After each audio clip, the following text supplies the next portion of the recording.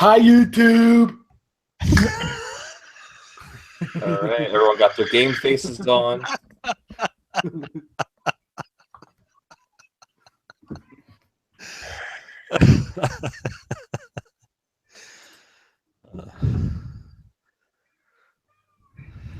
All right, good evening, everybody. Oh, shit. Good evening, everybody. Welcome to another amazing show here at the Horror Syndicate Live. Tonight is our Phantasm episode. It's fantastic. Haha, play on words. Right? Fuck my life. So you did that. But we have a fun show for you tonight. We all got to watch Phantasm, and then we got to watch the series, so we have plenty to talk about tonight. I think I have a new love for Phantasm and everything it is. But we're going to get into it in a little bit. So let's kick this night off with all of our introductions. My name is Brian Enright. You can follow me on Instagram and Twitter at The Horror Jew or Facebook at Brian Enright. I'll happily accept any friend requests. Just don't catfish me. All right, up next we have Baron Craze. Baron, good evening. Greetings all, the fiends, the fans, and all the other foes. You can follow me on the Twitter, on the Baron_Craze, of course, on Facebook under Baron Craze, or the Baron's Crib. Back to you, Brian. Thank you very much, Baron. Up next we have Jared Letourneau. Jared, good evening. Good evening, Brian, and boils and ghouls out there in the interweb. You guys can follow me on Facebook at Jared Letourneau or on Twitter at zombie_survivor. All right, thank you very much, Jared. Up next, we have the one and only Morgan S. Jewel. Morgan, good evening. Good evening. You can follow me on Twitter at Morgan_Jewel_S, not Morgan_S_Jewel, because Brian said my name all jumbled up, but yeah. Oh, okay. My fault. I'm sorry, Morgan. God damn millennials. Up next, we have Uncle Rayzilla. Good evening, Uncle Rayzilla. Good evening, Brian. Good evening, kids. It's your old Uncle Rayzilla coming to you sexually confused from my secret lair located somewhere off exit 18E of the New Jersey Turnpike. If you would like to follow me on Facebook, look me up as Ray Canella. And if you want to follow me on Twitter, look me up Rayzilla NJ. Back to you, Brian.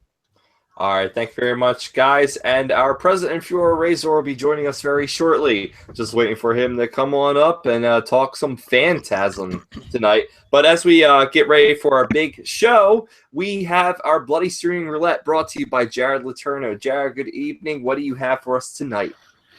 Well, tonight, kids, I landed on a film from China called Phantom of the Theater. It is a fantasy horror film concerning a haunted theater filled with the vengeful spirits, tragically trapped performance, troupe murdered in a fire 13 years ago. Basically, it sounds like a ghost story. So I'm not really sure. It looks like IMDb rates it 5.2 out of 10. So it's looking pretty mediocre from all the reviews I've seen. So, oh my God. A ghost story from China. Shocking. Yeah. At least it's not as bad as what Baron's going to be talking about later. Oh my God. But if you guys are curious about my reaction, check it out on the website and on Facebook this weekend. Phantom of the Theater. Back to you, Brian. All right, thank you very much, Jared. You can check out Jared's streams, like he said, every Friday on the horrorsyndicate.com. It's great. It's a great read, so check it out, please do. But we have an even a crazier read for you, brought to you by Baron Craze. Baron, you describe these movies as not the bottom of the barrel, but something else. This is Baron Craze's DOA reviews. Baron, explain yourself. All right, now look, last week, we talked about predatory instinct, and we also talked about the 90210 movie Shark Attack, which is the one about the haunted shark tooth. But those movies are too highly ranked. I found true garbage, trash. That trash can be reused for something positive. This movie, I'm going to tell you right now, you can't reuse this thing for anything. It's called Shark Exorcist. Now that does sink in for a minute there. Yeah, this is a movie that basically tells you you're going to need a bigger cross to fight the devil, and Satan has jaws. Yeah, sure he does. Satan wouldn't even be with this kind of crap. Now, this movie is from a really nice director, if you would.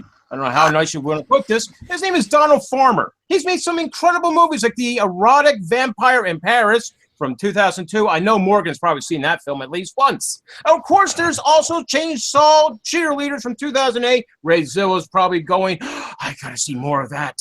But this film comes from Wild Eye Releasing. So you already know that this has moldy Swiss cheese covered all over it. This is Lumberg cheese. It stinks. It stank. It stunk up the joint.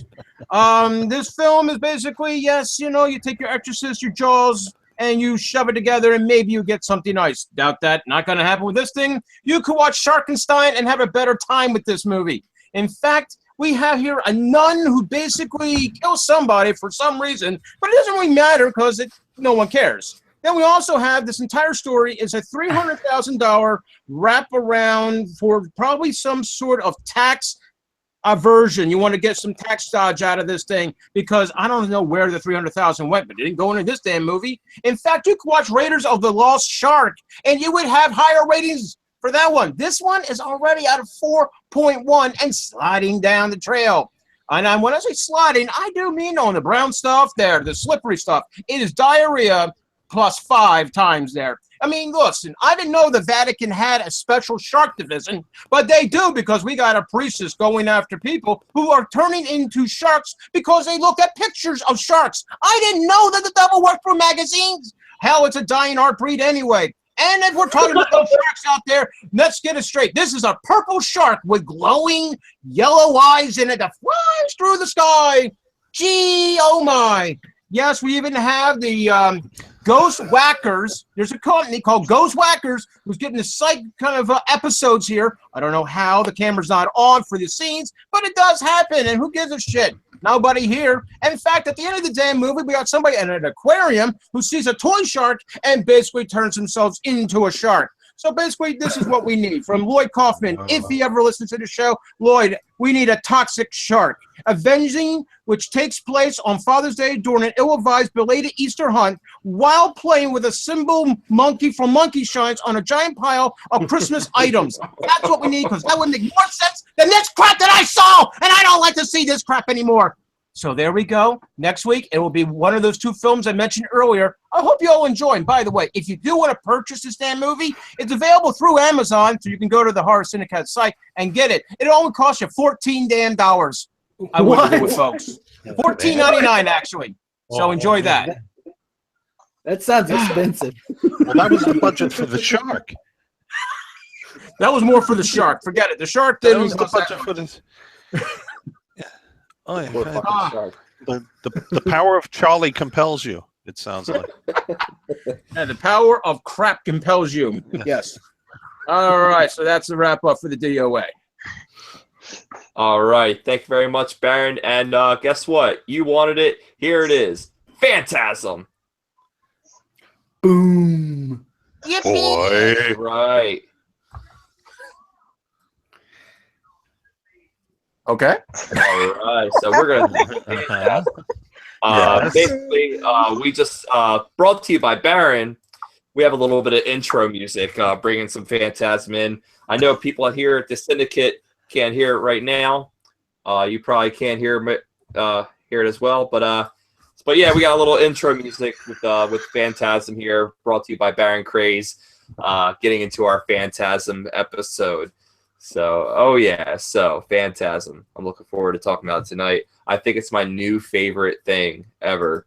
It's not new, but it's my new favorite thing. I binge watched all the movies today. So I don't know, maybe I need another day to sleep on it, but I had a really fun time watching these movies, and I thought they were incredible. And you know what? It was just a blast watching it. I want to hear from you guys what you thought about Phantasm. I want to hear from you, the audience, what you think about Phantasm.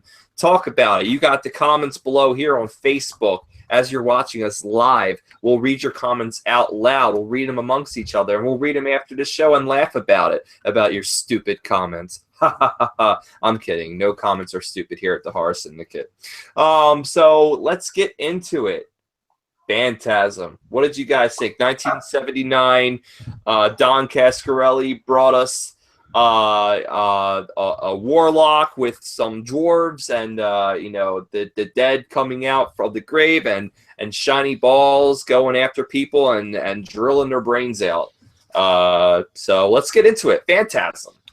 Well, when I first saw the movie, I was around the same age as the character Michael in the film. So the movie really impressed me. I saw it at a place.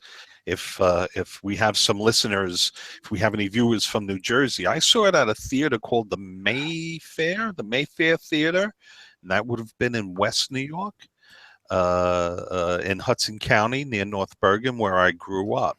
And it was this wonderful old theater. This was 1979, so big movie theaters weren't being chopped up into duplexes and triplexes just yet. There was still a few good old-fashioned theaters around, and like I said, I was around the same age as the character in the film, so the movie really resonated with me, and the character of Michael I was able to identify with a lot. And it's a great movie. I've always called it the last great horror film of the 70s. The image of the tall man, for me, kind of closes out an era of horror icons, and because a new era was coming up with Jason and Freddy and Pinhead and all these other guys, and for me, the image of the tall man kind of brings me back to Frankenstein. That sort of, he has that sort of angular call-off look to him, Angus Scrimm and the tall man. So I've always associated him with almost the classic era, or at least the close of the classic era, that included Christopher Lee and Peter Cushing and guys like that. So the movie really had a profound effect on me as a horror fan. And I think it was just a perfect storm of things. I was the same age as the character, and it just it dealt with a universal theme. It dealt with something that we all can relate with as far as our own mortality. And so that's a very universal theme, and that's something that we can all relate to, and that's something that resonates again. So it was just a nice little swirl of perfect elements that really made me, that drew me into the film. And it's also well paced. It's very smart. I like the fact that the characters are well armed. It's one of the few films now, as horror fans, how many times have we sat through a movie where, our hero witnesses something and then he has to run off and convince everybody else, you won't believe what I've seen. You won't believe what I've seen. You won't believe what I've seen. And as horror fans, we've seen that scenario play out over and over and over again. And Don Coscarelli, a credit to his script, he asks and then answers that question relatively early in the film when Michael gets the finger trapped and puts it in the box. He brings it to his brother, and he advances. We join the scene after Michael has explained everything. We join the scene afterwards, and Jody says to Michael, "And that thing is in that box." Michael says, "Yup," and hands him the box, and he opens it, and he looks inside, and he sees them, and and you know what? That's wonderful writing, because at that point, you have to worry about the audience getting ahead of the characters. We've seen, as an audience, we've seen everything that Michael has seen. So, that's a very, very, very important moment in the narrative, because now you've asked and answered the question, and we can now move on. What's going to, us as an audience is sitting there wondering what's going to happen next, because now here somebody believes him. Not only do they believe him, they're armed to the teeth. I love all the ordnance in this movie. They go on the offensive. And again, as horror fans, how many times do we see this happen? where the characters that are in peril say "fuck this" and they strap on lock and load and Yeah, they not go very on the often. offensive. No, it isn't. It truly, Not truly, very truly often. isn't. Particularly in 1979. So again, this is a unique movie. It's a wonderful movie, and it had babies, and I had the pleasure of knowing Don Coscarelli for a little while. I wonder if he would remember me from my days at Sci-Fi Channel, but I've got to know him. We never got to do a deal together, so I wonder if he even likes me. But How could anyone not like you, right? I know, right? he was a very nice man. I met him. I Mhm. met his father at the American Film Market. But we were never able to close a deal at the time that I worked at Sci-Fi Channel. We always tried to. He wanted us to come in and finance a Phantasm sequel, and we could just never really come to an agreement on it. And but you know what? He was always polite. He was always professional. Nothing but pleasant. Him and his father. I was a fan. I adored the movies. And I adored the work he did.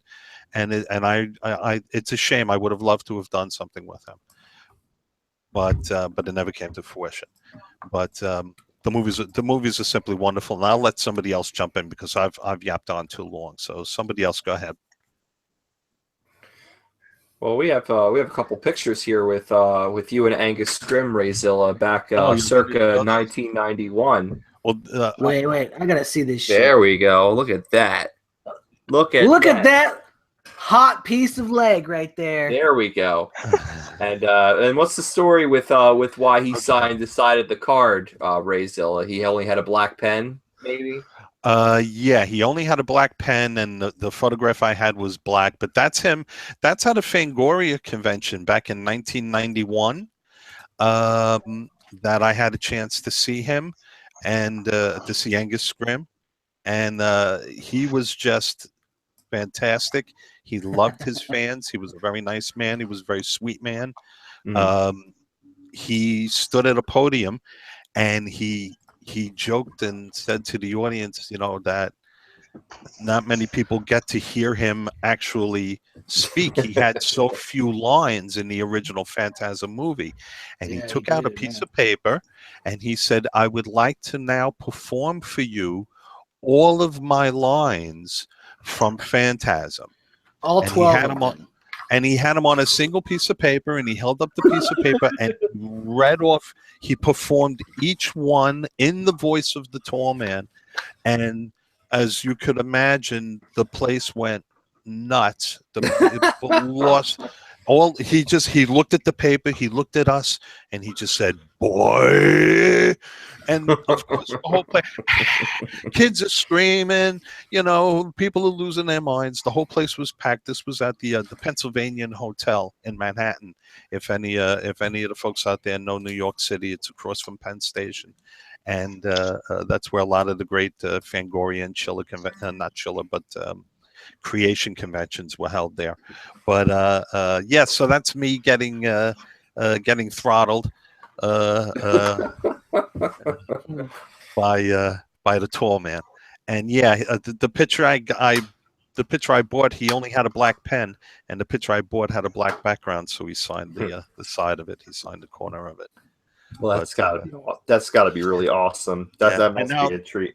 Now the poster behind me, the Phantasm 3 poster that's here, it's very hard to read Don's signature, but Don Coscarelli did sign it. It's right in the center of the ball, right dead center in the ball. Don signed it, and then here's Angus's autograph as well underneath. But so I have a few things. Signed from them, and again, they were really terrific guys, really, really nice, really terrific. And I regret that we never had a chance to work together. But it's business. That's the way business is. Jared, you had something you wanted to mention. Oh yeah, I made a comment when I was watching the first one the other night. You actually see the shiny ball's perspective as it's flying through the hallway, it sees an infrared. What if I just covered myself in mud like Arnold? Would it see me? It would see you covered in mud. I It would guess. see right through me. It wouldn't see me. You know what? Rewatching Did you guys Phantasm. catch that when you saw that? Did you catch that? Yeah. Like when you see it, it sees an infrared when it's going through the hallway. And maybe I think it might just clock you in the middle of the forehead and knock your ass out. Yeah. I think they explain Instead in of the sequels- blades coming out, it just bip you between the eyes. I think they explain in the sequels that the balls are actually souls from that dimension that the tall man is from, that opens up. And I think it's like the third or fourth movie where you find out that the balls are actual, like, the souls of whatever it is, like They're the little slaves. the slaves, yeah. So that was a pretty cool concept. The first movie, the first time I saw Phantasm, I saw it in a theater at Exhumed Films back in 2007. Right when Exhumed Films started their 24-hour horror movie marathon. Never heard of Phantasm before. Being a movie guy, when you watch a movie for the first time, you try to see who the most famous person in the movie is. I'm like, I've never heard of these fucking people before. And I sat down, I watched the movie, and it was like, oh shit, this is a pretty cool concept. Because at the beginning, like you were saying, Razel, it's a very fast-paced movie, and it's very scary. It's horrifying, some of the elements, and then like the scenes where Michael is looking for Jody, and Jody's always leaving him. You're like, man, why is Jody always leaving Michael? And then you find out the ending is very sad. But it then picks up that horror element. Out of all the movies, the first Phantasm was the one that was probably the scariest, because it actually it took mortality and it shoved it in your face as a viewer, and it made you fear the dark. And that one scene, and I'll let you guys talk after this, but that one scene that always freaks me out is right after the ball kills one of the tall man's cronies, and that infamous ball to the face scene, and then it drills into his head and shoots all his brain matter out. The scene where where Michael meets the tall man, and they're in the hallway and they're walking towards each other, and the tall man's mimicking him, Michael's moves. And then all of a sudden, snap, the tall man's running after Michael. And it's not just one shot of Michael running through a door or a hallway. It's a continuous shot of him running into different rooms until he finally slams the door shut and he thinks he got away. And it leads up to that famous part where they reveal that the tall man is something else. Because his fingers get caught in the door, and Michael takes home, shows his brother Jody, and of course it leads to that. That's one of my favorite fucking scenes in the movie. But I'm gonna let you guys get back into Phantasm. I'm sorry, I just had to bring that up. I love these movies. Watching them again, goddamn, they're great movies. The one thing that got me when I was younger, when I first saw it, was watching the tall man pick up the coffin by himself and put it into the hearse. His viewpoint. Yeah. That's just creepy. Just creepy. Like, oh, he doesn't need any helpers. He's just gonna take this away. It's going with me now. Definitely a scene that like really sticks out in my head the most. Anybody else? Come on, Baron. I know you got something. Well, first of all, people should understand that in the first one, if you see the grounds and the building that are used there, they're all very familiar pieces. If you have watched Burnt Offerings, same building, same location, same everything. Oh, wow. So Oliver Reed. if you are really into your horror, you can actually go visit that place too. That's an actual location you can go visit. So yeah, being a fan of Burnt Offerings from '76, and this film come out in '79, it's nice for that nice element. I enjoyed the films, all of them. Maybe part 5. That's an acid trip of your own making. You really need to get drunk, and I advise maybe taking some other kind of narcotic if you want to, or just really get drunk. It's a fan film, part 5, just to give you a warning. Part 4 really gives the final definition how the film series should end. And really, just also put it out there, part 5 doesn't have Angus in the movie for a lot of it. At that point in his life, he was very ill.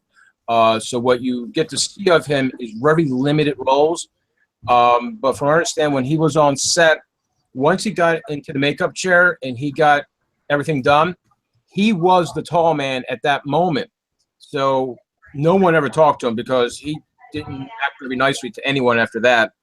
Now, he was about 6'4", and he would actually wear lifts to make himself even taller. And he would wear the suit, just to put it this way, for the people who are in the costume designers, but he wore a suit that was a size smaller, so it just would enhance himself even more as this hulking guy walking around cemeteries doing everything. And, of course, for all his little dwarves, those were actually played by children, in fact. So think about that. Say, Mommy and Daddy, look what I'm going to go do today. Yes, you're going to go terrorize people and harm them all. And for anybody who's ever walked around a mausoleum like this and such, I have always thought about where's the tall man and what's going on behind the walls. Are the bodies really here, or have we dug them all up for fertilizer, and this is just one big racket scam that's going on? That's how the Baron's brain works. Yeah, but I've enjoyed the movies. They're really great. Probably the biggest thing with these films actually is there is a subculture with them. There are actual conventions that have both the Hearst cons and the Hemi Cudas that were used in the film, and there's this actual subculture that has these two things happening. Sometimes they go to Frightmare. I've heard of that. Cool. They have gone to different conventions and had this. It's a huge thing, really. The biggest argument always comes down to what year or model was the Plymouth Barracuda. 71. It does have the distinction of having a 440-6 on the hood, so people do buy this car, rebuild it all the way up from the ground. But the hearses that were used in it are just as incredible for people to enjoy. It's a little of a gearhead kind of movie when you come to all the cars, and it's also a film for all the guys out there who like to, basically homemade guns. And, I love a 4-barrel shotgun. Who doesn't like a 4-barrel shotgun? It's a nice toy to have, don't you think? So those people are now going, what movie is that? That's out of part 2 for you there, which, by the way, actually gets to go along with the Reggie character for the rest of the series. How? It's just a Phantasm thing, folks. You're not going to understand everything. It's just one of those continuity issues. He loses the gun, he gets the gun back. The car blows up, he gets the car back. He's always got this car. I don't care what the hell happens. This car just keeps coming back. I think it's either made off of the Christine model, hey, I'll just keep rebuilding myself, or it just says, hey, I'll just come back again, no problem. It's a great movie. It's a lot of fun. You should watch it with friends if you want to. I know there's quite a few drinking games out there for people to enjoy. Basically, they involve every time the ball shows up, you take a drink of something. Let me tell you, by the part 4, you're going to be completely drunk by about 15 minutes into the movie because you're not going to make it through all those balls to the walls for this entire movie. So my advice to the fans out there, definitely watch part 1, get yourself into this movie, and then from there, they have released the box set. This has got 5 movies, tons of extras are included. It was originally came out at $80. Luckily, the Baron didn't have to pay for that. His was sent to him. Thank you. It's now down to about $60. So I would say invest in it now. It's a great box set to have. It's really well done. And the artwork is reversible on every disc, so you guys can definitely enjoy it. So back to you, Brian. Oh, that's awesome. Yeah, I'll have to check out the box set because before the box set came out, actually before this past couple of days, I wasn't that huge on Phantasm, and that's because I've only seen the first one and the second one. But it's funny because it was actually the sequels that brought me to life with the amazingness and the awesomeness that Phantasm has to offer, and it really is a great series. I know the second one was a big budget, and one of Don Coscarelli's biggest regrets was not casting A. Michael Baldwin to reprise his role as Michael. They went with another big named actor at the time. I don't remember his name. But they made Phantasm 2, which was like the big budget action movie. And the third one was like the comedy action. And it had a lot of, the fans really didn't like it for when it came out at the time. And then, of course, the fourth one was the more surreal, like Lost Highway, David Lynch meets Reggie shooting shit again. And then, I've watched Ravager, but we'll get into Ravager later. I want to hear from Morgan. Morgan, you got to watch Phantasm. I was probably around your age when I first watched Phantasm, and I thought this movie was pretty scary. I don't know how you felt about it, but tell us, what did you feel about Phantasm? How did you feel about it? I don't know what I feel about it. I'm not, I just watched it, a handful of hours ago, so I'm still trying to process everything. I'm still not completely sure what I watched. And I think I'm probably going to have to watch that one again before I go into the sequels. Okay. Get everything down. Yeah. But you're going to have fun with the sequels, in my opinion. I think that you'll think the sequels are a blast. They're more, how can I say it? They aim more to the camp of the storyline, where the first one's, it's campy, but it's scary. But what did you think of the little people, the little dwarves, like The coming out dinks. and attacking, Michael and Jody and Reggie? yeah, they were creepy, and then Right? yeah, whenever he was crawling back out of the window, and they were like trying to grab him and pull him back in, but then they just got his shoe. That was a really creepy part. Like, no holds barred. Like, they were awesome. I mean, I wish I had people that were, my little minions running around. I wish I could go to the gravesite and dig up dead bodies and then transport them into another dimension where they become my slave demons, but they're like little Jawas from like Star Wars. I'm surprised George Lucas didn't try to sue Don Coscarelli. I'm glad you brought that up, because seeing it in 1979, the first thing that a lot of us thought was, "Oh my God, these are Jawas." And you couldn't, and you got to remember, 1979 Star Wars was exploding, absolutely. This is even before Empire, So yeah, many of us, frankly, well, excuse me, pardon me. And I do that without moving my lips. But where'd it come from? Well, Morgan, I'll let our viewers guess. No. I'll let our viewers guess. But Fart. but yeah, a lot of us were bounced out a little bit. I know I was bounced out for a moment, because I was like, yo, dude, there's Jawas in the movie. But I'm curious to ask Morgan. The ending of the movie, Morgan. The ending of the movie is a mind fuck. Okay, because Michael isn't sure if it was a dream or not, and so it's kind of left ambiguous. But yet, when Michael goes back up to his room, he sees the tall man, and he's pulled through the mirror. So it leads us to believe that there was, a kernel of truth as to what was going on. But yeah, I can understand how the ending is confusing for you, because you see Reggie get stabbed by the blonde woman, and he dies on the lawn. Yet at the end of the film, there he is in front of the fireplace with Michael. So I can understand your confusion. I definitely understand where you're like, wait a minute, what the fuck is happening here? Because Don Coscarelli is playing with us, right up until the end. He plays with us there, and then he gives us the shock at the very end. So it's a good jumping off point to the next movie, because Don had to paint himself out of a corner, story-wise, to continue on with the sequel. How do you make Reggie a main character when you ended the first film as everything being a dream. Yeah. You know, and so that's why for a portion of of Phantasm 2, Reggie still doesn't believe, because you have to ask and answer the question.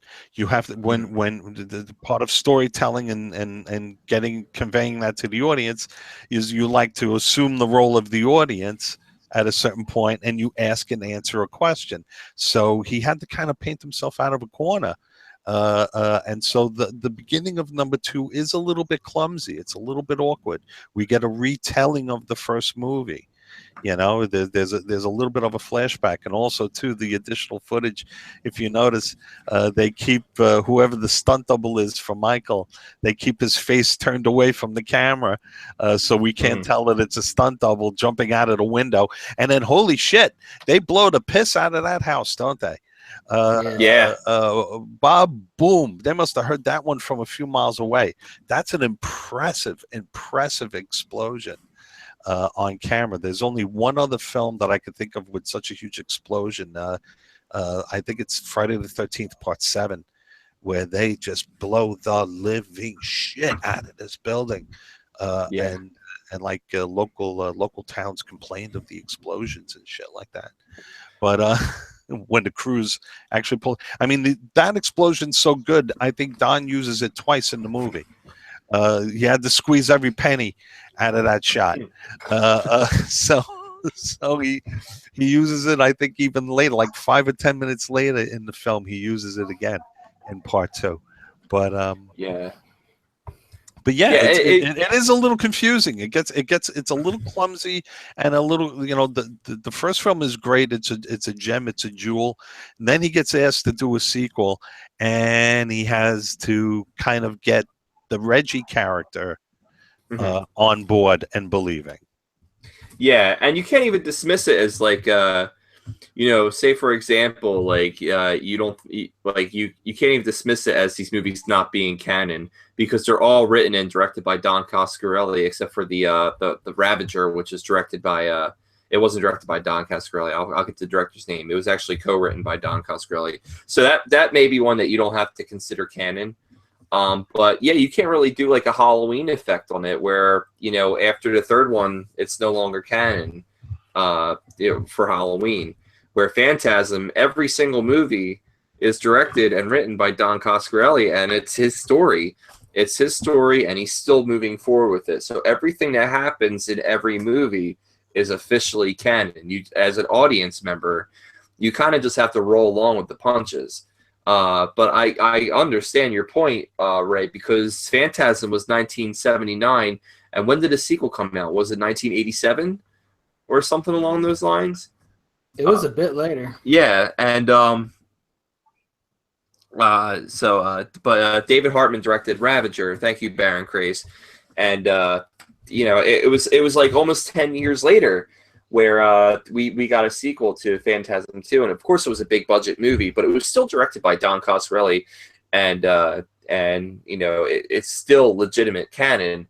And then the third movie was funny because the actor who played Michael did not you know, wasn't on into the third movie, so all the scenes that were kind of like rehashing what happened in the second movie would never show the actor who played Michael in that movie. And yeah, they keep his face turned away from the camera too, and it's his turn. If Sorry, you watch this was the our movie, mistake. if you watch the movie, they keep that guy. You know, let's not show him too much either. Yeah, it's kind of the same thing. Excuse me. Have a question that got sent to me from Vincent Memento. It's for Morgan. He would like to know, what is your impression of the Tall Man? What did you think of the character when first seeing him on the screen and such? All eyes on you, Morgan. Yeah, he was really creepy because he just seemed to like randomly appear everywhere. Just like follow him around. Okay. On top of Vince's question, which Vincent has been a long time follower with us here at the Horror Syndicate, and Baron, from what I understand, he's also a follower on your shows as well. He's a fanatic horror fan. Thank you, Vincent, for the question. Please try to direct your questions to the Horror Syndicate page and not to direct message me on Twitter. I don't know why you did that, but all right.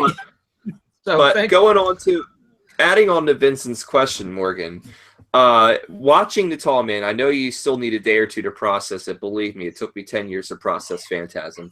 When you watch a movie such as Phantasm and the lead antagonist, such as The Tall Man, doesn't have a lot of lines, but the lines he has, the minimal lines he says, are very scary and they're very forceful. How do you feel about having a villain who has no lines compared to a villain who doesn't shut the fuck up? Good question. Well, did you fear the Tall Man a little bit because he didn't speak more, or would you say, like, what if it was like Hannibal Lecter, chasing after you? What would be more scarier? Somebody saying nothing.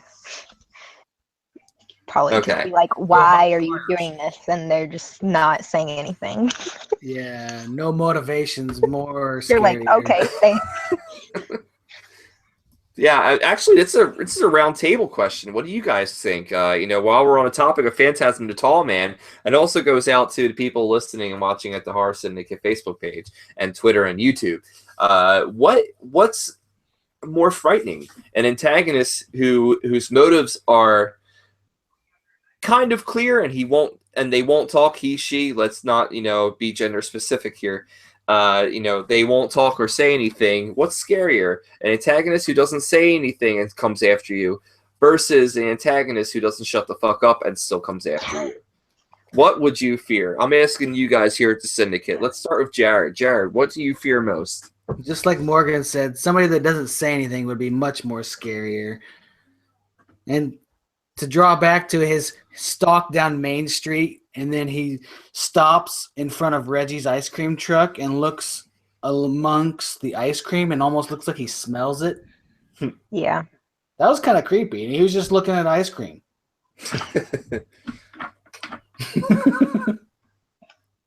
That's me. Baron, how do you feel? I have a feeling that you would be the first type of antagonist whose motives are clear, but you won't say much. Yeah, I mean, face it. If you have someone like a Michael Myers, Jason Voorhees characters, they don't say anything; they just proceed forward. You have no way of reasoning with this character. You have no way of communicating anything. They sense your fear. They sense your perhaps maybe anger or rage for that you saw your loved one bent in half. But then again, you don't really, got nothing to do with this person. A Freddy that becomes has more lines than sometimes than most of the cast at different points. It's more comical at times. His lines were almost some sort of jokes. That becomes less scary. If you have a character that doesn't speak that much or speaks through violence or by actions, that becomes psychologically more scary for as I can be concerned. I mean, face it, those things that work on your psyche a little bit more than say, oh, here comes a scary guy and he's cracking wise and such. A ghost face killer that is using the voice box thing to, rattle the cage. I don't know. You put him up against a Michael Myers, let's face it, not going to work too much. And with the Tall Man, just being pretty quiet with all his little henchmen around, hey, he's got a whole bunch of little things that are going to scare the shit out of you, especially a guy like him around the cemeteries and the dead are just vanishing left and right. So, yeah, I would have to say definitely the scarier option is what is in the silence, especially silent and in the darkness, which most of you may have noticed with the Phantasm movies are filmed with a lot of darkness scenes around. It's not a lot of the light is showing through. A lot of the darkness is there, kind of reminiscing of From Death, darkness. The film at one part in the series, if you watch the entire thing through, will say, don't go to the light. The light is dangerous. So there are a lot of things here between silence and darkness to work on the psychological thrills. Brian, back to you. Thank you very much. And Rayzilla, of course, last but not least, what would be your opinion, or what would be your choice? The antagonist who doesn't say much, or the antagonist who doesn't shut the fuck up? Well, less is more. Is obviously the answer here. To piggyback off of what the Baron was saying, there's a very primal, primitive sort of nature to being confronted by something that does not speak back to you, that doesn't speak English. There's just something innate that's terrifying about that. When I was developing movies at the Sci-Fi Channel, I had several commandments, several little rules of monster movie making that I would keep pinned to a board, and one of them was, don't let the creature talk. Was one of my commandments. I'm not a big fan of giving heavy dialogue to this sort of creature. A villain like a Darth Vader, yes, you want that sort of dialogue. You want a lot of dialogue from that sort of a villain. But from something like the Tall Man, I think Jared said it best. He's when he's strolling down Main Street and he stops in front of Reggie's ice cream truck, what he's reacting to actually is the dry ice, the cold air that's hitting him. That scene is perhaps as unsettling and as uncomfortable as any bit of dialogue he delivers in the film. And you always hear me say that the goal of a horror movie is to leave the audience feeling uncomfortable. Well, this is exactly what the Tall Man does, through the way the imagery, the balding Dutch boy haircut that he has. He's wonderfully crafted. Is a wonderfully crafted monster. That kind of creature, you want to have less dialogue. And this first movie, kids, we've spent a lot of time talking about the first movie, but I think everybody would agree that, this movie just has all the basic food groups. It delivers on every level. It's got guns, cars, blood, excitement, breastises. There is just, we've checked. Why is the cemetery the best place to have sex in this movie? But all the boxes are checked off in this movie. The neighbors won't bother you. So True. There's Jawas in it. There's freaking Jawas in the movie, people. If you haven't seen it, shame on you, and you should go watch it. My piggyback on the Jared's point of view, why is everyone having sex in the cemetery? Piggybacking off of what I'm about to say, the sex in the cemetery was because the Tall Man was shapeshifting. But piggybacking on that, since the Tall Man was shapeshifting, that means he would have a vagina, and that means he was getting nailed by Tommy in the beginning of the movie, who was the friend who died. And then almost getting nailed by Jody. So the real question is, do you think the Tall Man? Do you think the Tall Man prefers? Did he grow a vagina? Morgan, this is your question. Do you think the Tall Man prefers the wee wee or the vajayjay? I'm kidding. I'm not going to throw that at you, Morgan. I just wanted to get a sincere reaction from you. But no, the Tall Man.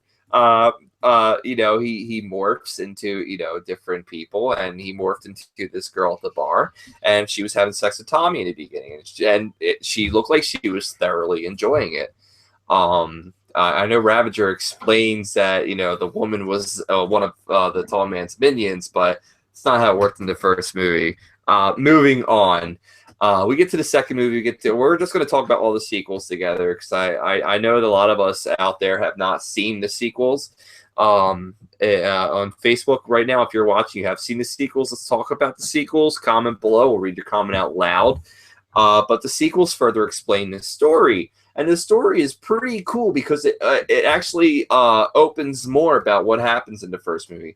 Say, for example, when the tall man was walking by Reggie getting out the ice cream, and he turns over and looks. They explain that later on that the tall man. I think it was the third movie.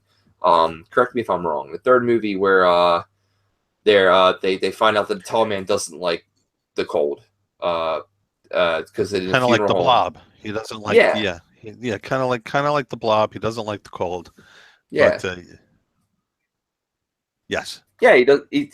He doesn't like the cold, and kind of explains the first movie. And still, these movies are canon because, of course, we talked about this a little earlier. They're directed by Don Coscarelli, so this is all coming from his mind. So it's canon.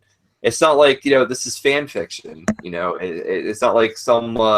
It's not like Rob Zombie got on the director's plate and directed Halloween or something like that. Well, this is all. No, Don, go ahead. Well, is there an uncut? Because I watched number 2 recently, and no, let me rephrase that. That didn't sound right. I watched Phantasm 2 recently, and I saw it off of HBO streaming, and I got the sense that I was watching a cut version of the film. When the first ball drills into the fella's head, we're shown. I think it's a priest. Priest. Yeah. We're shown very little blood. Very little blood flies out of his head. We see that when his body drops to the floor, we see an enormous pool of blood on the floor, but we never see the blood spewing. Also, one of the henchmen uses a hatchet to chop his own hand off, and it seems to be missing from the print that I saw. Now, I don't have it on DVD. I don't have the film on Blu-ray, so I'm not sure. But is there a director's cut? I would like to see a director's cut because the print I saw, I felt was edited. I'm not sure. And then when the tall man gets it in the head, they show the stream of yellow liquid coming out, and I'm familiar with that because that's standards, as far as the MPAA and the ratings board. And because it's not blood, it's yellow goo coming out of his head. You can show as much of it as you want. So when he gets it in the forehead, it's far more visceral, and again, it just seems a little weird. I got the sense that I was watching an edited print. But Baron, you've got the box set on DVD. Is number 2 an uncut? Is there an uncut version or a director's cut? Well, I know that the first one in the box set is a director's cut because originally the film was slated as an X rating, so they had to cut that film down. As for the part 2, I'm looking at it right now, and I don't see anything that says director's cut. However, I don't really remember the film prior. I don't have a film to compare it to the other one, so it'll have to take a little bit more investigation. I would think it is the uncut version, since it comes from the Screen Factory, and the one from them was the collector's edition. So I think it is probably the uncut version. Yes, because like I said, get right now. Fans of the movie, and those of you who have it on DVD, go check out that number 2 because again, this was at a time when horror films were basically under attack by the ratings board at the time. It was extremely hard for filmmakers to deliver the very elements that make it a horror film. Yeah, especially since Phantasm 2 was such a big budget film. Yeah, I wouldn't imagine why they wouldn't want to cut out scenes. They're trying to reach to another level of audience. Well, the print I saw just simply looked edited. That these things were shot but not shown, and it was a bad time for movies. I would read issue after issue after issue of Fangoria, where they would talk about how this scene had to be trimmed and this scene had to be lost, or Fangoria would run a photograph of a particularly gory shot, and then when you went to see the film, Well, maybe that shot, lasted for a second or two on screen, or it was gone completely. So I'm very curious about Phantasm 2 and what you guys think as you checked it out. Like somebody like Brian. Yeah, no, perhaps. Phantasm. See, Phantasm 2. When I was going back into the Phantasm, I actually skipped Phantasm 2 when I was doing my binge marathon because I watched Phantasm 2 twice in within the span of 4 years. One because I had a DVD that had Serpent and the Rainbow on it and other movies. So, I was bored one night and I put on Phantasm 2. I'd never seen it before, and I had to watch it again a couple years ago. It's more of an action movie than horror. It's and you can see the influences of the big budget studios, what they wanted from the movie, and of course, in doing so, ended up lighting up my favorite character, Reggie, who is pretty much, let's push Michael aside. Michael was the main character in the first movie. Reggie is the main character in the rest of the series. Yeah. It's because he's a fan favorite. He's the one who has all the weapons, and he just doesn't give a shit anymore. In the first one, they make him out to be such a pussy, and then the sequels, he's just this like gun-toting, shit-talking, ice cream guy, and he's always trying to get laid, which is hilarious because it never works out for him. And the third movie meets this girl named Rocky, and that was weird. Like they try to make it a comedy in the third movie, but Reggie on his own was amazing. So I think there's a lot of similarities to him and Ash from The Evil Dead. There's a lot of similarities between. That's a good comparison. Very good comparison. I was honestly very disappointed that they recasted Michael's character for the second film, and we kind of talked about it a little earlier. I'm not sure the guy's name. Does anybody know offhand if that was like a production decision or if that was totally Don Cascarelli's decision to do that? Oh, that sounds to me like Universal needed a lead. They were, it sounded like a horse trade to me. They gave Don Reggie. All right, fine, you can have Reggie in it, but we're going to cast our guy. We got our up-and-comer. James LaGrosse. That's it. I'm looking it up right now what was relative to Phantasm 2 came out in 1988. So you have James LaGrosse. He wasn't a big role in Near Dark, but he was in movies such as Real Men, Fatal Beauty, and Batteries Not Included. So he was starting to become more and more of an A-lister. And then right after Phantasm 2, he was Rick in Drugstore Cowboy, which is a huge independent success of the late 80s. And then of course, he was in Point Break not too many years after. So he was a bigger name than A. Michael Baldwin.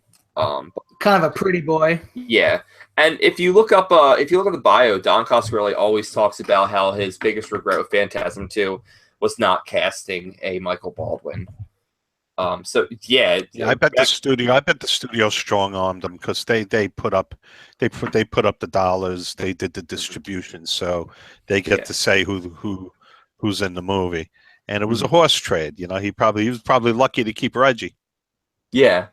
Well, after the success of Phantasm 2, Don Coscarelli went independent with 3, 4, and ultimately with 5. Can I interrupt for a moment? Go ahead. Took a little research here. To answer Razilla's question about the uncut, I do not believe that in the box set the film is the uncut version.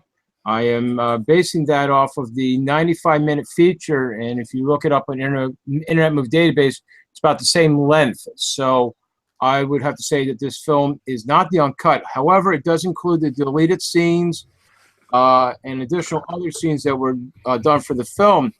So it seems that the legendary and infamous uncut version is still that. It is a rarity that is found. Some believe that it may exist on a copy found on VHS. and has never been transferred actually over to a DVD. So just to kind of let everybody know your answer to your question. Mhm. Well, how about that? Because even I saw Phantasm 2 in the theater, many moons ago, and I don't rightly recall. That's why I got to watch it recently. I watched it off of I think it was HBO Go or an HBO streaming, and it was kind of obvious that something was cut here. That there was stuff missing. It was pretty obvious. Mhm. Yeah. But one of my things, since we're talking about scenes that were taken out of the movies, in Phantasm 4 Oblivion, at the very throughout the movie there is scenes where we're going back to younger Michael and younger Reggie and younger Jody, and it looked like there was a lot of unused scenes from the first Phantasm movie that they used in Phantasm 4, kind of like Don Coscarelli knew that he was going to touch back on these moments. They're pivotal moments. They're character building moments between the characters. And at the very end of the movie, it's actually Reggie and Michael when they were younger from the first Phantasm movie. It was a scene from the very first Phantasm movie that was not in the movie.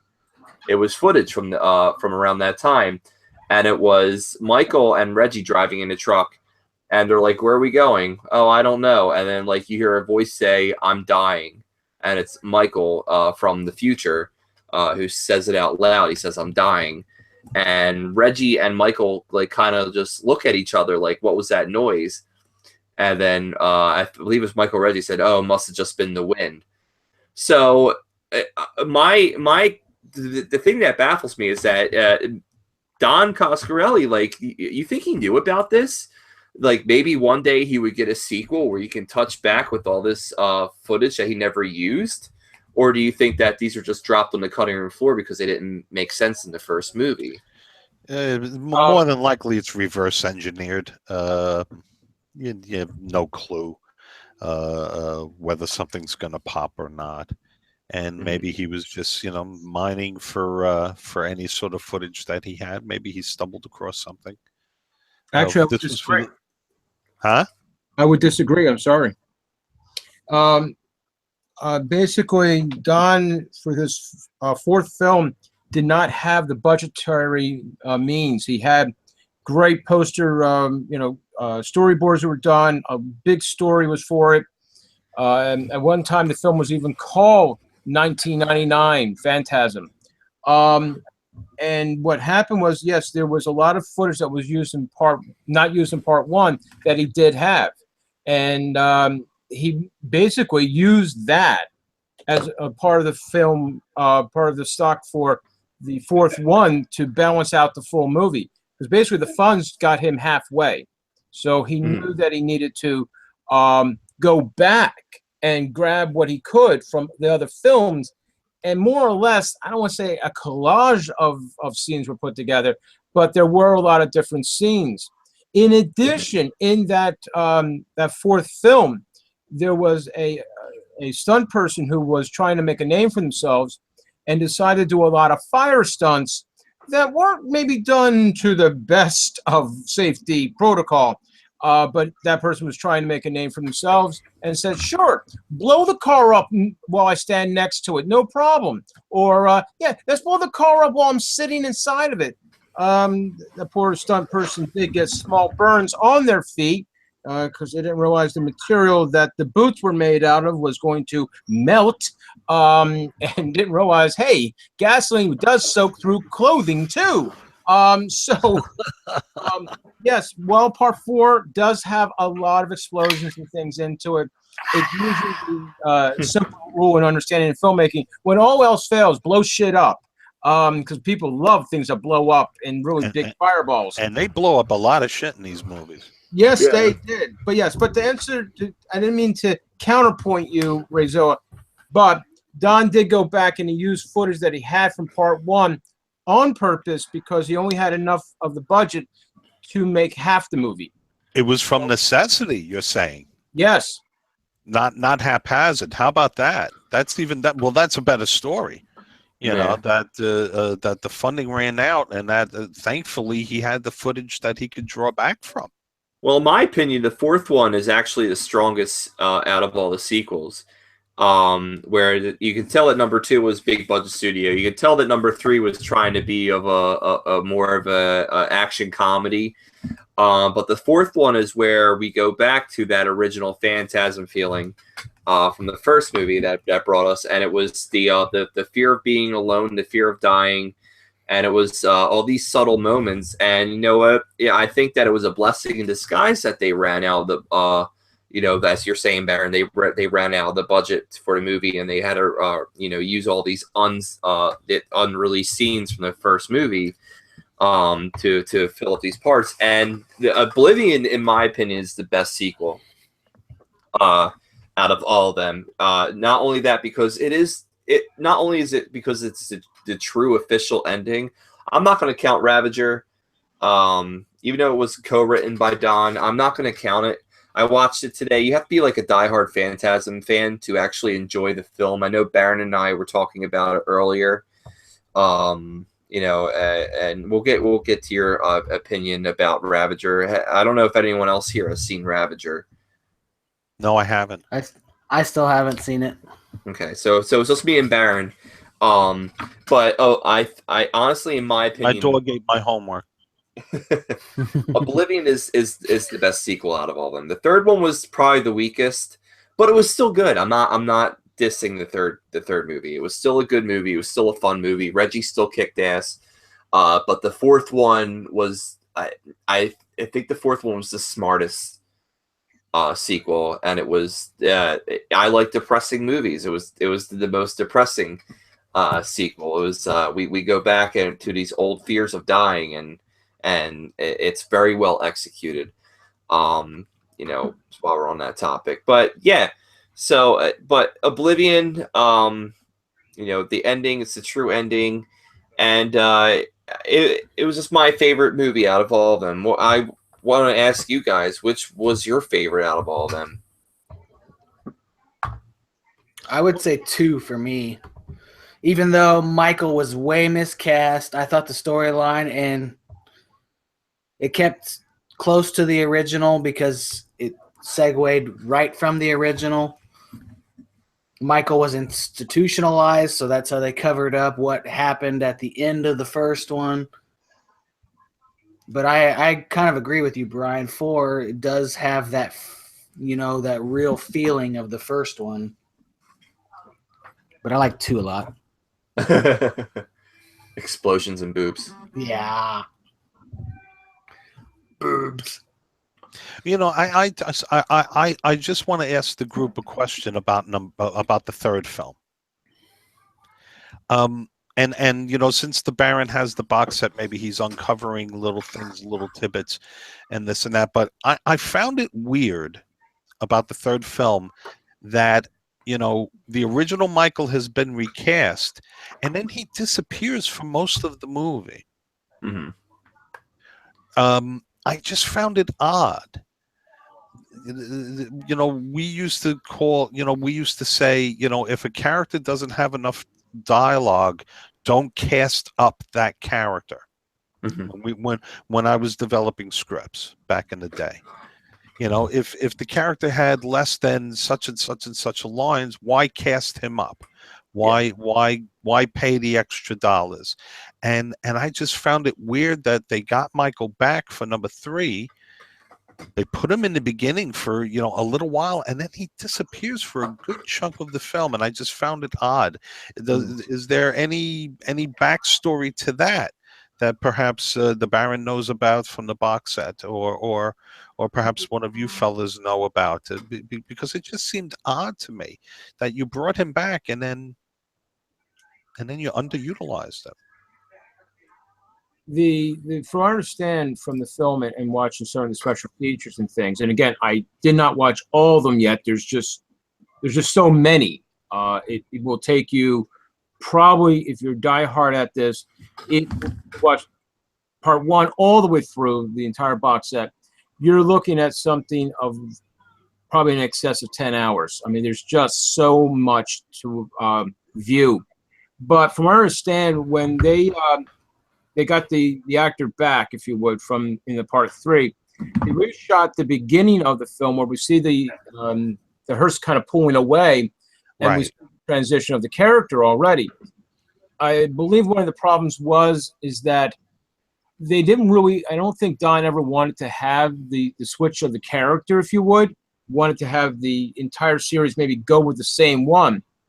But, other forces that are out there said no. And I just don't think they really had a solid script, honestly, for part 3. They really didn't know what to do. So I think it may have came together a little bit more hurried. From I do understand there were a bit of foreign market interest for the film than domestic market, so there was a rush on it.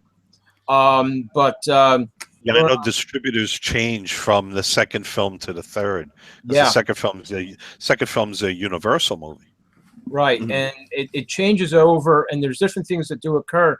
So I don't know, having watched the film and some of the commentary on it, there is no clear indication of why this has happened. But I think it's just because they didn't have a strong enough script and how to go from the part 2 to part 3, because the actor's age is very different, and I just don't think they had it really nailed down on what they wanted to do. Right. And then they repeat the shot with the ball striking this time one of the 2 females in the mausoleum and getting her, and then we see the streams of red blood pouring from her head. Unlike what we didn't get that in part 2. Yeah, we got a little peek of it in part 2, but as one of you guys mentioned, number 3 was a more an independently produced film as opposed to number 2. So yeah. So that could have been Don's answer to like you said, it could have been his answer to we're independent again. This is fully funded by us. And not getting cut by major producers. Well, it was the ratings board at the time. They simply, it was, and Barron probably remembers those days just as well as I do. It was an uproar. I mean, every single time a different horror film was coming out, you would hear all about these, wonderful effects, and then either if you blinked, you missed them, or they were removed completely from the movie. So it was a rough time. It was a rough time. You had to go out of your way to find the really, really gory stuff back in the 80s. It was tough. Yes, I would definitely agree with you, Rezo. It was if you were looking for your carnage candy time out there, you weren't going to find it. It was going to be true underground lurking for you to find these things. In fact, I'll take it a step further for people to understand. The Fangoria magazines and Gore Zones and these things in this period of time, these magazines weren't really available at your bookstores that they had then. You actually had to find them in the Playboy section because they were so obscene and offensive, these magazines. No, seriously, that's where they placed them. I subscribed. That's what most fans did do. They said, well, the hell with this. I'll subscribe. Yeah, I subscribed. It used to come to my front door in a black plastic bag. Yep, I remember that too. Yep. All right. So, just throwing it out there. Old timers, the old men talking about the old days. Just throwing it out there. We're gonna go to Razor's Burn in a little bit. Does anyone have any last words they want to say about Phantasm? Rest in peace, Angus Scrim. Yes. Yeah. Rest in peace, tall man. Okay. All right. So up next, we're going to have our Razor Burn questions. That means you get involved, but we answer the questions. And well, if we love your answer, we'll talk about it here on Facebook. Not a lot of audience participation tonight. I wonder if it's because Phantasm isn't such a big household name in today's modern horror with the new and upcoming. I think it's your fault, Brian. It is my fault. God damn it. Damn you, Harambe. I do think it is you shake a your head. franchise. It's just going to shake my head. It is. What'd you say, Jared? I said I do think it is an underrated franchise. It is. Yeah, because I honestly I only knew about the first two movies. I didn't give a thought about the third or the fourth or Ravager until I was like, oh shit, let me watch these movies. And then the fourth ended up being my favorite sequel. So who would have thunk it? But we're gonna have Baron take it away right now. He has a question that we cover just recently. It's called the MFK question. No, it's not Martin Luther King because I said F, not L. So we got MFK brought to you by Baron Craze, and then we'll get into the rest of the questions. Baron, what do we have tonight? Well, basically for our razor burn questions, these are basically, hey, let's put it out there simply. It's balls to the walls time here, folks. So our MFK question is, basically that is marry, fuck, or kill. And here are your choices. Listen carefully. You have the tall man. You get Liz, the girl from parts 2 and 3. Or it's Reggie. All right. So let's go with Jared since he's got this big old nasty grin on his face. First of all, I would marry Reggie. And I'm going to kill Tall Man, and you know what I would do to the other. I see. All righty. Let's move on over to Razilla. Oh Lord. Oh Lord. I would find a lovely spot on the beach in Venice, Florida, and marry Reggie. And I would have to kill the tall man because he's too tall to marry and too tall to shtup, really. And then I would have to sexually disappoint the female lead in both.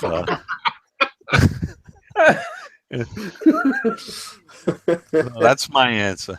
All right. Let's go to Morgan, who's trying to hide her face. All right. Morgan, you're up. Well, I haven't seen part 2 or 3, so. So tough. Deal with it. You want me to give you the choice of a corpse? Would you want one of those instead? Fine, no. Morgan. We can give you got a choice. You can have a live person or a corpse. Your choice. Take the live person. Okay. And this is a very difficult decision. And entertain us, please. And because also, like y'all were saying earlier, Reggie's not very good in the first one, and apparently in the sequels he's awesome. But I haven't seen the sequels, so. Well, he has sex with his clothes on. His performance, then. He has sex with his clothes on in the sequels. Oh, okay. If that helps at all. You have to base it off of what you've seen and his performance already.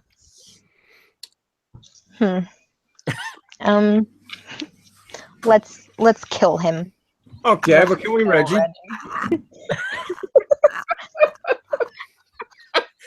Reggie doesn't measure up with his performance.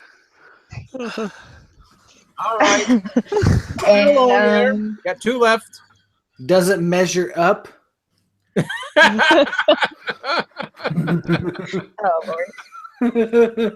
oh Lord. Sorry. It's okay. And let's oh Lord. I don't know how to decide this. What's the answer here? I suppose let's marry the tall man. I feel like that would help keep me safe and help me from dying. You would have an army of Jawas at your feet. That's actually a good answer. It's an interesting thought. Let them bling for the last one. Okay. All right. We've been all waiting for it. Brian. Well, I would have to marry the tall man because I think an army of demon dwarfs would be the best fucking thing in the world. I guess I would have to I don't want to kill Reggie. I guess I would have to bang Reggie because he's my favorite character in the entire series. And doesn't Good the girl in Liz in part 2 and 3 die a horrific death in the third one? Like, don't the little dwarfs like carry around her head? And Yes. like after the car accident, Yeah, she and, like gets, that's right. like wave it at Reggie and Michael. That's like, right. In number 3, she gets jacked up. Yeah, she gets. I mean, I guess I would have to kill her again. I mean, once you're decapitated, I don't think you're coming back from that. We just don't have the technology. That's my opinion. All right, so there you go. All right, number 2. Oh God! Now, folks, I should tell you, when I came up with these questions, I was a little bit drunk when I came up with them, so they're not that sane at any level. All right, question number 2. The Phantasm balls are always changing. If you had the balls, what would your ball be able to do? Some can drill, slice. Others can just slam a big old hole through your skull. What would your ball be able to do? Let's go with. Oh, we'll wait on Morgan. She's in deep thought. Let's go. And Brian's just way too happy right now. Rayzilla, you're up. What could your ball do? Well, you know, my balls can do a lot. You know, you walked me right up to that one. But Ray's got the biggest balls of them all. Of them all. That's called the alley-oop. It really is. I would love for the ball to be flying down the hall of the mausoleum, split open, and a bunch of little ones come out with, you know, like blades at the end of them, and then the little ones, like buckshot, just kind of shred you like a head of cabbage. Ooh, I like that. yeah. All right, Jarrett. I would probably go with the old original, the OG ball that just sticks you right in the forehead. All right. Sporting out. All right, Morgan. Okay, I got this. It would do whatever all the other ones do, except it would be invisible, so you can't see it. Ooh, I like that. All right, Brian. What do you got for us? The monkey ball, right? Phantasm balls are always changing. If I had balls, what would my balls be able to do? Be able to pay my mortgage. Let's be honest here. I'd rather, you know, have the mortgage paid off than kill my enemies. So I'm sure that the slow life decay will bring my enemies to their knees, and at least my house be paid for. We're bringing the realness here, folks. We are. We're bringing Phantasm for Oblivion here. All right. So your balls would do what, Brian? My balls are going to pay mortgage, Ray. It's not terribly deadly, is it? Well, no, but it's financially sound. You should see our interest rates. It's like a Monty Python bit. Okay, We did the passion fruit. Orangutans. I mean, that could be dangerous, you know, if they just spit out money, you know, that you could get a lot of paper cuts that way. Paper cuts hurt. So. Dang, Morgan. Nice. I think Brian's one that suffered the paper cuts of 1,000 deaths over it. Yeah. 1,000 IOUs. Question number 3. If you saw the balls of Phantasm, what would you do? Would you fight, flee, or basically be fucked? Or do you have a fourth option, something else completely unusual? All right, let's go with Morgan, who is typing on her phone. I see this. Pay attention, Hey, Morgan. I'm typing on our Twitter. Thank you very much. Thank you. Okay, I have to tweet these questions. Good. Now you can answer question 2. So let's see. Okay, what was the question? If you saw the balls, what would you do? Phantasm, what would you do? Fight, flee, be fucked, or something completely different? Well, I liked what Michael did in the first one. It was coming for him, but then he just like moved out of the way and made it hit that other guy. That's what I would do. Okay. Rayzilla. Well, I've answered questions like this in the past, and it's always the same answer. You'd find me wandering the streets in my own feces, You need weeping. an ice cream cone? Yeah, I would be wandering about feces in my pants, weeping. Yeah, that would be it. Okay. I'm not much use in a crisis, guys. I just got to put it out there. You asked me this shit when we had the zombie episode. You asked me about what would you do in a zombie? I gave you the same goddamn answer. I am fucking useless. I will cry, and Wait, what would you do first, then, Rachel? Would you cry or shit yourself? I will cry, and then I'll shit my pants. I see. And then you'll have an ice cream cone. Okay.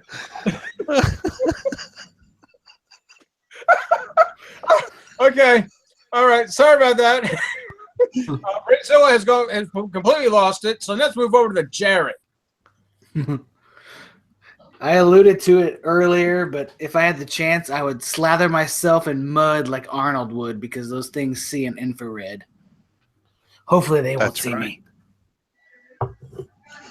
Hopefully. Hopefully they won't see me. All right. All right, Brian, don't tell me. What would you do? Come on. I was debating either catching the balls with my mouth or going to a Trump rally and then just dodging the balls. Oh, Lord. Oh, I knew we'd fun. We get political sometime. Here we go. All right, so Please I say figured lettuce, too. figured we just end it there. yes, I mean after we have Ray Zilla just wandering the streets, after he's been crying for hours and he shit himself and he's eating an ice cream cone, so he's all set now. Okay. All righty. All right, that's the end of the questions. End of the questions. Thank you very much, Baron Craze. Okay, so this is the end of our show, but we got Morgan doing some convention news for you. So, Morgan, what do we have going on? This weekend, there are 3 conventions happening, and the first one is Crypticon Seattle, and 3 of their guests include Matthew Lillard, Doug Bradley, and the cast of Dawn of the Dead, except for Flyboy, who was supposed to be there but had to cancel. Oh, no Flyboy. Oh, David MG, I believe is his name. Yep. Yep, and then the next convention happening this weekend is Shock Stock in Ontario, Canada. And their guests include Mark Patton from Nightmare on Elm Street 2, and Felicia Rose and Caroline Williams from Texas Chainsaw 2. And then, The big one. but not least, Texas Frightmare. Finally, the time for Texas Frightmare has arrived. What my ears revolve around. And they have an insanely huge and amazing guest lineup, including a bunch of groups from movies and shows. And some of those groups are the cast of Bates Motel, the cast of Rob Zombie's 31, The Thing reunion, as well as Suspiria cast, including Dario Argento himself. Oh, shit. Wow. Damn, I wish That's I a was in real Texas treat. right now. That's a real treat, folks. Get your heinies up and out there. Run. Run, do not walk. All right. Well, thank you very much, Morgan, for the convention news. Well, thank you for joining us, everybody, for our Phantasm episode. It was phantasmic. Oh. Ooh, and orgasmic. So please, follow us on Facebook, The Horror Syndicate. You can follow me at Brian Enright on Facebook, or you can follow me at The Horror Jew on Twitter and Instagram. Up next, we have Baron Craze. Where can we find you? Well, you can find me at most cemeteries and mortuaries and probably some knife shops. But you can also just stalk me on Twitter at Baron_Craze. Also follow me on Facebook under Baron Craze and, of course, the Baron's Crypt. But we should also note that the Horror Syndicate has a booster going on right now for some T-shirts. So That's if you like to look stylish, you should be ordering them. Hopefully, Brian can give us the website, or Morganton, please tweet it out so everybody knows where to get those shirts from. All right. Remember, the Baron's Crypt is on Friday nights at 6:30. Back to you, Brian. Thank you very much, Baron. Up next, we have Jared Letourneau. You guys can follow me on Facebook at Jared Letourneau or on Twitter at zombie_survivor.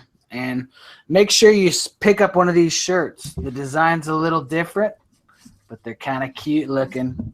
They make my muscles look nice. They're adorable. Every All right. $6 should get one. Thank you very much, Jared. Please order a Horror Syndicate shirt. We'll post the link up on the website and the Facebook page as well. Up next, we have Morgan. Morgan, where can we find you? Well, while I'm not tweeting on the Horror Syndicate Twitter, I'm tweeting on my own, and it is at Morgan_Jewel_S. All right. Thank you very much, Morgan. Always a pleasure. And last but not least, Uncle Rayzilla. Uncle Rayzilla, where can we find you? Well, you know, Brian, most Tuesday nights you can find me giving Brazilian waxes to the homeless down at St. Mickey's Knights of Columbus. Bingo hall. Yep, right here in Lodi, New my Jersey. God. Otherwise, Well, shitty. you know, I do a very thorough job. Let's put it that way. You can follow me on Facebook at Ray Canella, or you can follow me on Twitter, because that's where the party is, at Rayzilla NJ. Back to you, Brian. Thank you very much, Uncle Rayzilla. All right. Everyone have a great evening. Enjoy the rest of your week. Stay safe. And watch the fucking Phantasm movies. They're all on Shudder, except for number 2. That's because Universal has the rights to that. But watch all the Phantasm movies. And I guess watch Ravager. It wasn't that bad. Good night. So no ingrown hairs, Ray? Seriously?